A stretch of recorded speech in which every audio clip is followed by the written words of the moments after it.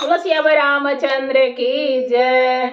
कहाँ से राम जी के तिलक आयो, कहाँ से राम जी के तिलक आयो, तिलक आयो हो तिलक आयो, तिलक आयो हो तिलक आयो। अब कहाँ में बाजेला बधाई रे माई शोभा बरनी न जाई। अब कहाँ में बाजेला बधाई रे माई शोभा बरनी न जाई। कहाँ से राम जी के तिलक आयो, कहाँ से राम जी के तिलक आयो।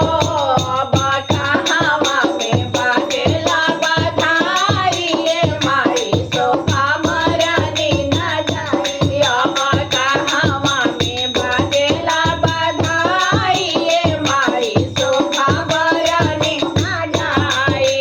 जनकपुर से राम जी के तिलक आयो, जनकपुर से राम जी के तिलक आयो, तिलक आयो हो तिलक आयो, तिलक आयो हो तिलक आयो। अवध में बाजेला बधाई रे माई शोभा बरनी न जाई। अब अवध में बाजेला बधाई रे माई शोभा बरनी न जाई। गाय के गोबर से अंगना लिपायो, गाय के गोबर से अंगना लिपायो। जमती चौका पुरायो रे माई शोभा बरनी न जाई। अब जमती चौका पुरायो रे माई शोभा बरनी न जाई। से चौका बैठल दुल्हा रामचंद्र दुल्हा, से चौका बैठल दुल्हा रामचंद्र दुल्हा। अब मोतियानिया चूड़ी भराई रे माई शोभा बरनी न जाई। अब मोतियानिया चूड़ी भराई रे माई शोभा बरनी न जाई। मड़वा के बिचवा में सोने के कलशवा, मड़वा के बिचवा में सोने के कलशवा। अब चौमुख दिया राजा राई रे माई शोभा बरनी न जाई। अब चौमुख दिया राजा राई रे माई शोभा बरनी न जाई।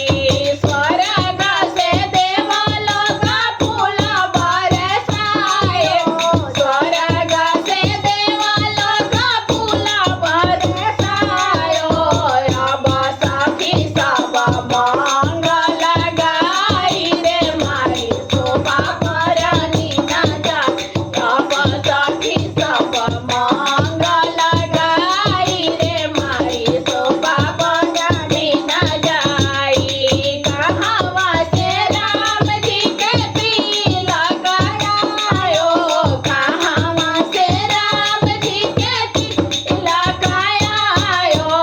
अब कहाँ में बाजेला बधाई रे माई शोभा बरनी न जाई। अब कहाँ में बाजेला बधाई रे माई शोभा बरनी न जाई। जनकपुर से राम जी के तिलक आयो, जनकपुर से राम जी के तिलक आयो।